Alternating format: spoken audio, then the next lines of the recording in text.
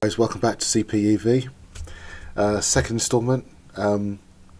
Hopefully some of you subscribed, hopefully some of you will contribute, give me some comments back. My first video was all about chip on my shoulder, whether Porsche Taycan was really this thing that a company owner should be driving as their daily driver, whether it creates the wrong impression, good impression. A few of you gave me a thumbs up, which is awesome, so it means I'm not being a complete bellend. So what I have done is I've dived into the configurator, which is a myriad of options. Honestly, the Porsche configurator is absolutely crazy.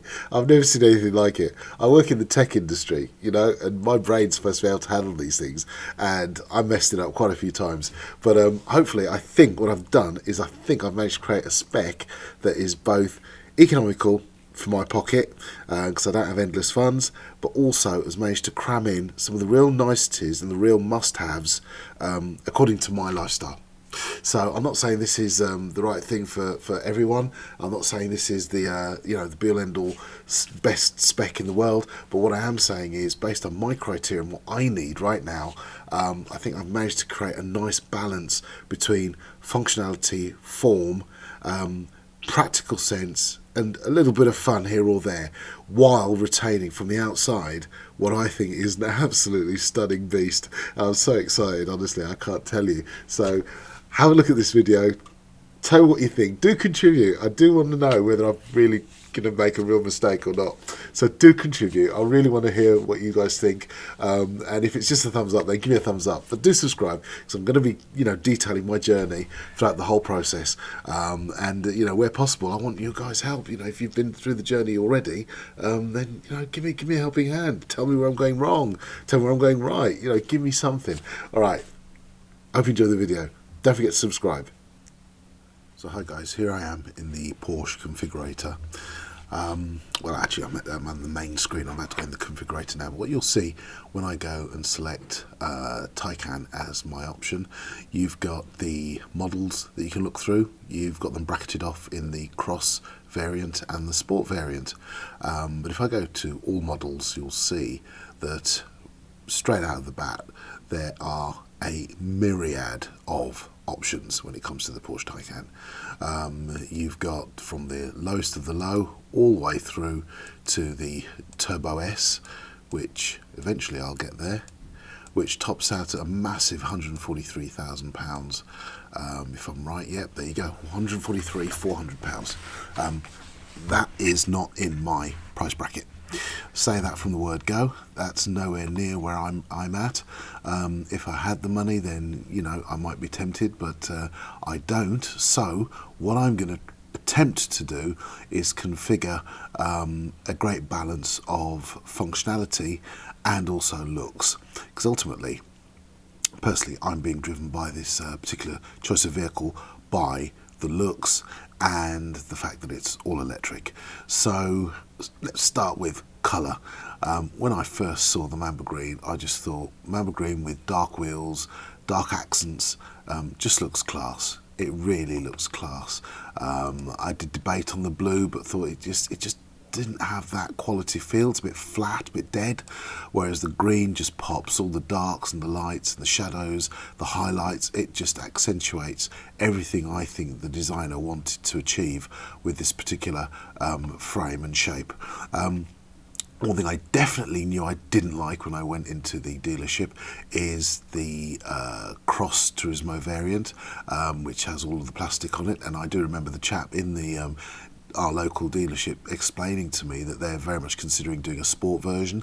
So timings would have it that by the time I decided that yeah, I'm okay to go for this type of car, it's not going to damage my image from a business point of view, I definitely thought that the sport was going to be my variant. So if we go all the way back down to the, shall I call it, the poor man's Porsche end of things, and to just put things into context, I drive approximately a maximum of between 5 and 10 miles a day. This is mostly going to be my daily driver, and on the weekends I might go out for the odd jaunt or weekend away. So it really is going to be my pleasure cruiser, different type of driving style altogether. So when it comes to range and any of the extras that people who are doing a lot of miles really do get anxiety about, it's just not something that is first and foremost in my mind at this moment in time. So, and neither is resale. You know, I'm not buying a car now to be resold to someone else so that they get the benefits. I'm configuring something that is to suit me and my needs right now. So the sedan, really don't like that shape. I know it's still a good looking car, but I just think the rear of it doesn't really do it for me. And I've always been one that's really favoured the sport. So I'm going to go straight to the Sport Turismo, and here we are. So as you can see straight away, a lot less plastic. It's not designed to be off-roading, and it's just a really clean, nice vehicle. So I'm going to go and build my own based on that particular spec. You can see it's got 408 PS, 5.4 seconds 0 to 60, 143 miles per hour top speed. CO2, which is the important thing for me being a business driver, is 0. So my benefit in kind is between 1 and 2%. I think by the time I potentially get it, it'll be 2% and then 3%. But either way, it's certainly a lot less than the Jag that I used to have, which was diesel. And I got hammered on the tax, even though it was a lovely car, loved it to bits. The tax was hammering me, and actually the benefit between going for that and this particular car now is not actually that huge when I consider in and minus off the fuel I won't be paying for, the tax I won't be paying for. If I take the fuel and the tax and inject that back into the cost of the vehicle, I'm going to be not far off where I am already. So for me, this makes perfect sense, and I've justified it to myself by that particular argument. So shoot me down if you like, but that's what I'm doing. So let's pile straight in to building my own. Okay, so we're in the configuration section now. So top right hand corner, you're able to see exactly how much you've spent or going to commit to spending, which is scary, but it's a good indication as to, you know, what's important to you as far as specification goes. As I said, one of the things that really grabbed me was the colour, the Mamba Green. Now I know a lot of you out there are going to hate that colour. Some of you will get what I mean when I go through it. The colour you mostly see in the showrooms, especially showrooms close to me, are going to be the dark off grey, off black grey. Personally, I see too many of them. They just look boring. They look like regular, you know, just regular day cars, nothing special about them at all. And the other thing I find with certain colours, especially say if we go for the white, you lose all of the accents, you lose all of the design lines that you're meant to see as the light bounces off the car. All of the shapes and details that the designer designed and built into this beautiful shape, you lose by the flatness of some of the colours. So I like the green. I think it just pops. I think when it's clean and it's in the right sunlight, I think it's going to look amazing. I've seen it in the flesh, I've seen it in videos, and I'm even more convinced that it's the right colour for me. It's not as garish as it perhaps looks on screen in a digital form. It's a lot more subdued than that, but it's also got a look of quality about it, which I really, really love. These wheels, not a fan. I know they're good for aero, but really don't like these wheels at all. I looked at various variants and you know, even looked at even painting the wheels. I'm not sure if I can do that in here. Let's have a look if they're jet black. No, you can't do it. So not something that you know, took my fancy. Also, these are the 19-inch, and I think this particular car looks better with bigger wheels on it. Now, earlier on in my configuration, I made the mistake of opting for the exclusive design wheels with aero blades, thinking this was black. Actually, I didn't really focus on the detail. I just saw that these are the aeros in black. I wanted black wheels, but actually the finer detail is these inserts have got inlaid carbon fibre. Now, I know there's a lot of you out there are lovers of carbon fibre on show. Personally, me, I'm not in that bracket. I think a metal wheel with carbon inserts is just a waste of money, and I'm not in that price bracket, can't afford to do that. And it took a while for me to realise, why are these wheels so damn expensive? And actually I was happy to leave them in if that was the only way I was going to get these wheels in this darker colour. But what happened was, I then started looking at these wheels and I thought, well, maybe I can paint them, because I really want black wheels. Can I get jet black versions of these wheels? And lo and behold, it went from let's accept those changes there. It's telling me you must also add one of the following options: wheel painting jet black. So it's suggesting that I go for the Michelin design wheels, and that's what I kept having. I kept having this problem every time I changed. It kept forcing me down this route of having to choose these particular wheels. But those aren't the wheels I wanted. I wanted these wheels, but in black. So I thought, well, how am I going to do this? Eventually I twigged, just choose these wheels here, have them painted in jet black on the inserts, that's it, job done. You get to see the white calipers there, you get to see the polished brake discs, which is absolutely awesome. I think the polished disc with these polished highlights on the wheels, I think it's just going to pop. It just looks mad. I think it's awesome. I think, oh my god, just look at that. I mean, tell me if I'm wrong. Tell me if I'm wrong. Tell me in the comments. Just tell me in the comments if you think I'm wrong. But I think that is absolutely mad. So, wheels I'm done with. Colour I'm done with. We're up to 83,300. So, interior.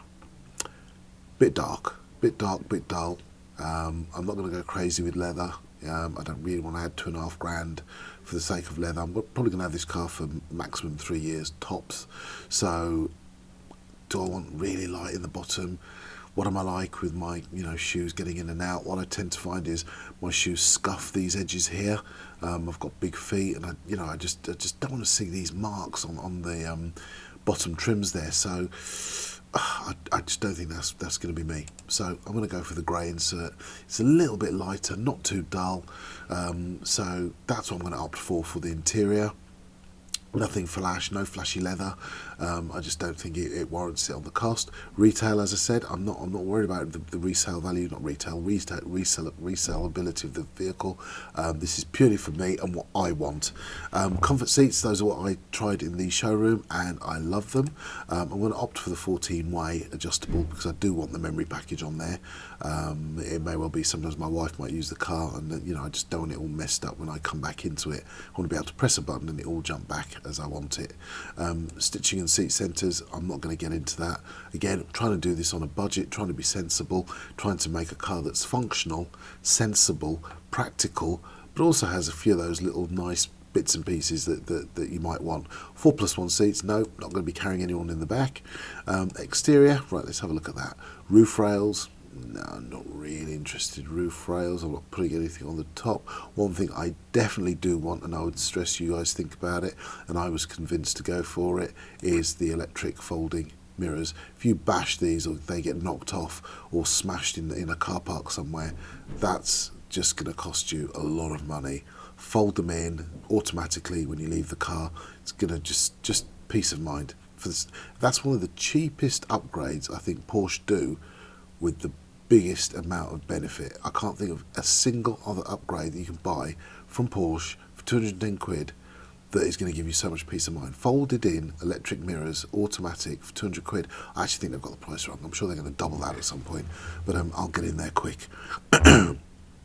Steering mirrors painted in the exterior colour. No, I actually like the black accents of, the trim, the bottom edge of the mirrors, the black skirt. I like that little touch of difference. I think the minute you start adding black where it's not meant to be, shall we say, on the door handles, I think it starts to look a bit weird.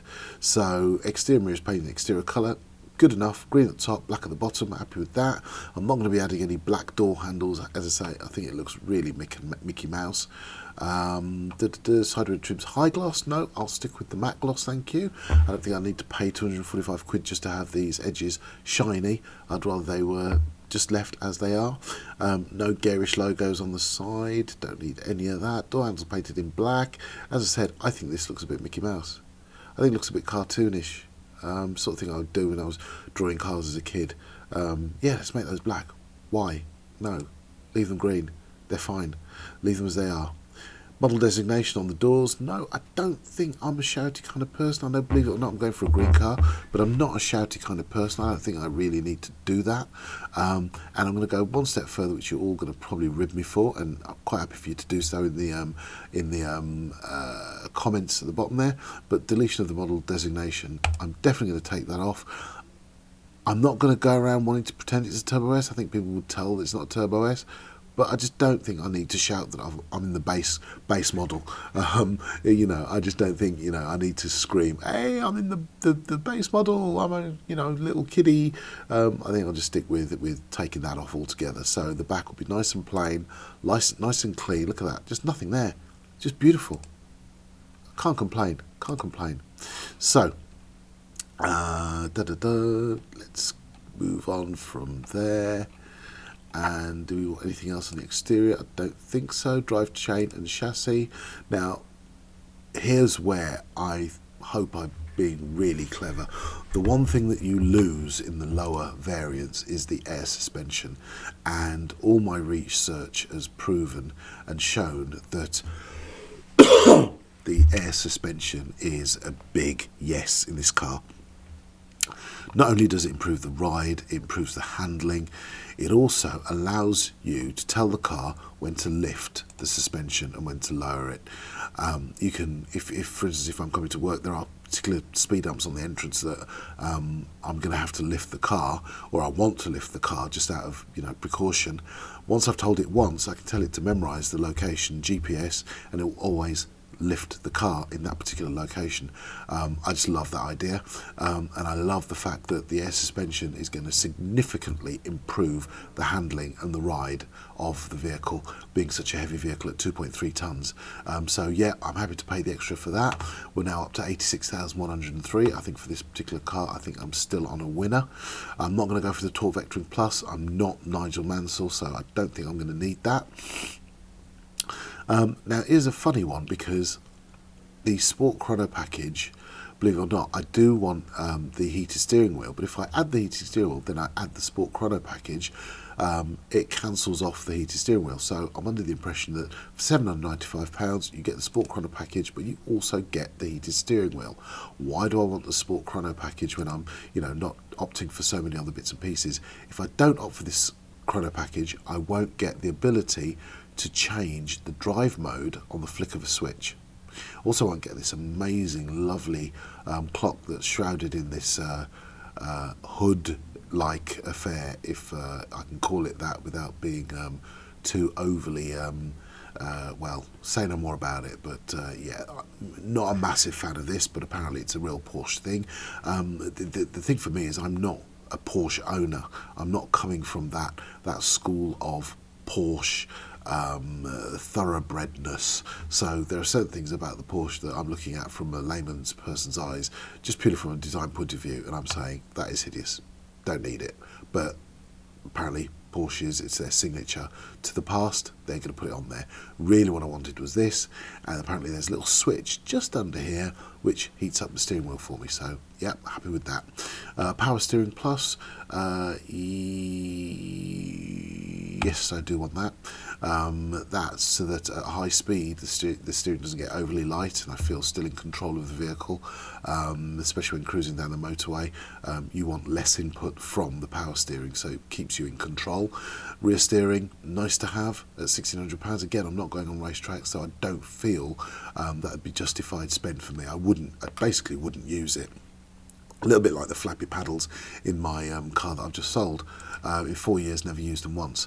Now, lighting and vision, there is definitely some bits and pieces that I do want here. Automatically dimming exterior and interior mirrors. Something in the old days you'd have as default. You want your rear view mirror to dim, because at night time you don't want the glare. So apparently you've got to pay for it with Porsche. Panoramic sunroof, yeah, I fell in love with the panoramic sunroof. I've always wanted one in a vehicle, and on this occasion I'm definitely going to go for it. Privacy glass, you'll see what I mean when I bang in some of these extras. Let's go for the privacy glass. 350. Oh my god, oh my god. Oh, I mean, yeah, what can I say? You know what I'm talking about. You know what I'm talking about. A complete panoramic roof that covers the whole of the roof. Privacy glass, black wheels, just green, beautiful accents on the sides there. What else can I say? I mean, what else do I need to say?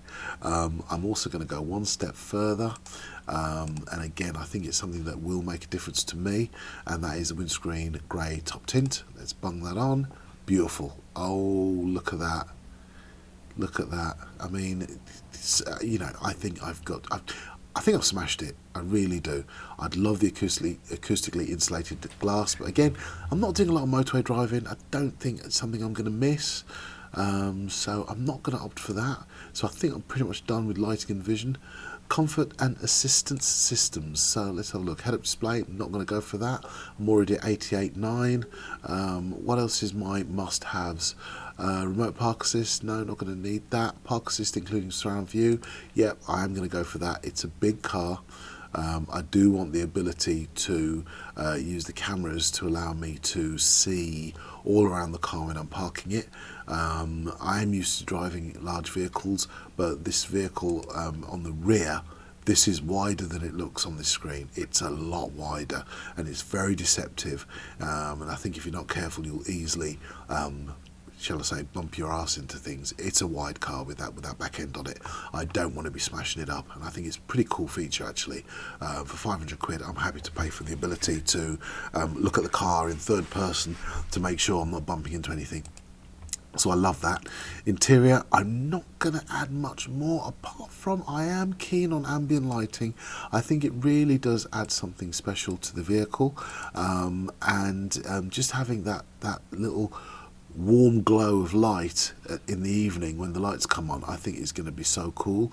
I haven't gone into too much detail with the ambient lighting, so I'm not terribly worried if I don't have this next feature or not, but I've seen that the ambient lighting, you can choose for it to take the colour that it illuminates based on the track that's being played, the album artwork, which I think is so very cool. And if I get that feature by just selecting this option, then great. If I don't, I'm not really that bothered. But I do want the ambient lighting. I think it's going to add a bit of light to what is, shall we say, could be a little bit of a dark cabin at certain times of the day and night. So yeah, I'm going to go for that. Seat heating, front and rear, no, I'm not going to go for that. I just need my heated seats at the front. Steering wheel, you'll see what I mean when I go for steering wheel heating. Partial leather, no, that isn't what we're going for. Steering wheel heating, chrono package and leather, no. Steering wheel heating, leather free interior, steering wheel heating, chrono package and leather free interior. So it looks as though the heated steering wheel, see, as soon as I choose that, for instance, it will say steering wheel included with partial leather, da da da da da. The following option will be removed: sport chrono package. Well, I don't want to remove the sport chrono package because I do want it. So let's have a look at this one. It let me heat it, add it there. There you go. Chrono package and leather interior. Okay, fine. So I think that's a bit of a weird one because I haven't chosen the leather interior. Let's just check what the interior has defaulted to. So this is partial leather interior. Right, there we go. So as long as you've got the partial leather interior, you can add the heated steering wheel as a small optional upgrade. I believe that's correct. Fire extinguisher, do I need a Porsche fire extinguisher? No, I've already got one, so I'll keep the one I've got, even if it doesn't have a Porsche logo on it. Interior leather, no, not going for that. Race text, I do like the race text, but I'm not adding it. Interior wood, carbon, aluminium, nope, don't need it. Now here's a bit of a rub, here's a bit of a downer. I can't have the audio system that I wanted. You'll see there's a cross. There's an electronic shortage. Bose are not making enough to be able to supply Porsche, so that's gone. The Burmester, which is the £4,200 upgrade audio system, I wish. If I'm brutally honest, I may have been tempted. I know it's a ludicrous amount of money, and everything I've said about saving money is ludicrous, but I really didn't want the basic audio system. I like my music and I like to hear it sound well, and apparently the default audio system in the Porsche is pants. So I really did want something nice, but I can't have that, and I can't have that unless I'm going to the upper end of the Taycans. Then you're allowed to order the Burmester. So I'm being penalised for being a bit of a cheapskate, but ultimately, you know, I don't want to spend what I can't afford. So it looks as though I'll be getting the base audio system. So not really that happy with that. So we'll move on. Now the next big thing you guys are definitely going to hammer me on, and I know you will, but as I've said and reiterated a million times, I'm not worried about resale value. I'm not overly concerned about range. Now, how can I not be overly concerned about range? The vehicle I'm coming out of, Jaguar, diesel, F-Pace, I used it as my daily commute, and on the odd occasion would go away for the odd weekend. Now, I didn't worry about range during the week because I hardly ever needed to put diesel in there. It was probably a couple of times a month, and if I was going away on the weekend, I would make a point of, you know, fueling up or stopping at least once or twice on my way to fuel up. I appreciate that the charging environment is somewhat different, and the scarcity and queues of charging can add a degree of frustration. I'm not saying I won't have that frustration. I just think I'm going to approach it with as open mind as possible, and I'll expect to have to stop for half an hour, 45 minutes if we're going somewhere really far, and I might have to do that 2 or 3 times. It's part of the journey. It's simply part of the journey and a new way of driving, and actually it forces me to stop, whereas previously I'd probably battle through and get somewhere half asleep. Not going to be doing that anymore. I'm going to be stopping, and I'm going to be charging up, getting a coffee, having a chat, and then moving on. I'm not going to get stressed about it. Life's too short. First world problem. So I'm not going to go for the Performance Battery Plus. That was my way of giving you as many excuses as I could so that you don't hammer me too hard in the comments. I'm not going to be going for the Performance Battery Plus. I don't think £4,000 is money well spent on buying an extra 50 miles of range that really, what's 50 miles of range going to do for me if I'm driving to the other end of the country? Not a lot. I'm still going to have to stop, and all it means is you buy yourself 50 more extra miles of worry. So I'm not going to do it. Just don't need it. Sports sound, yeah, I am. I know it's a ludicrous amount of money, £354, but if you hear this thing in real life, it's not a Mickey Mouse Tesla sound. It's not a Mickey Mouse i8 BMW sound trying to be an engine. It properly sounds like the Millennium Falcon.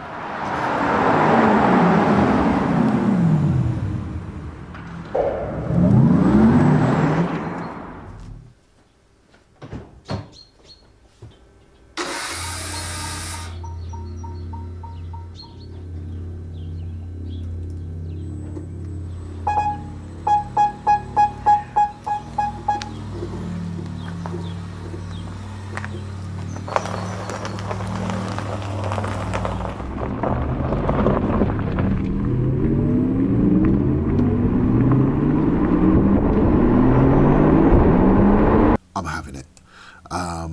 Electric charging cover? Absolute no. And I'll tell you why.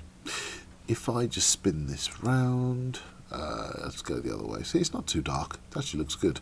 If I spin this round, right, the electric charging cover. You've seen the videos probably where people just give a little rub on the black slot to electrically activate the cover to open up. Now, when the designer designed this car, they designed it with a hole here that you could see all the way through to the front wheel.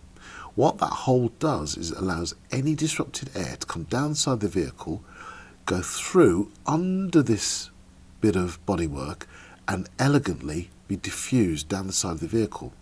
Now I know I've gone on about I'm not worried about range, but I am also at the same token don't want to do things that contradict what the designer's view and idea was. By choosing this motorised cover, they have to fit motors and cables behind this bit of bodywork. They then also fit a blanking sleeve in here. So all the airflow is going to come through here, bash the back of that, slightly get filtered through, because I believe there's some holes in there, but nowhere near as efficient as just letting the air glide down the side of the body. By simply selecting motorised cover, you end up blocking this off. So I'm going to leave mine open. I'm going to have a manual cover that I just press like a normal petrol cap. Haven't got a problem with that at all. Really haven't got a problem. I think the motorised cover is just one more thing to go wrong on these cars, so I'm not going to go for that. You can keep the electric cover. I'll stick to manual. One thing the dealer did say to me to really think about getting is the 22 kilowatt onboard AC charger. Yeah, I'm going to do that. And also the 150 kilowatt DC to DC converter. Yep, going to do that. So that's now taken me up to 91,800. That I think is me done. Let me go through. Anything else? Paint, exterior colour, wheels, wheel accessories, interior, nothing else to report. That is my build. And I think, you know, you'll agree that it's a bloody good looking car. I mean, it really is astonishingly beautiful with those wheels, that colour, and all other accents being in black. I think I've done a good job. Considering this is a base model, I think I've done a really good job of getting some real form and functionality at a price that is still a hell of a lot of money, but an astonishingly beautiful car. There's no way you're looking at that car and thinking, wow, that's a budget car. It's not. It's a stunner. Yeah, I hope you all agree. I'm really looking forward to some comments in the bottom. Please don't slate me off too hard. I'll try and take it as best I can, but I think I've done okay. I think I've created the best looking car I can for every pound, and also included some functionality in there as well that I think is going to really set the car apart from where I am at the moment. Huge jump forwards. So yeah, subscribe to find out my next stages, and as I say, give us your comments, let me know what you think.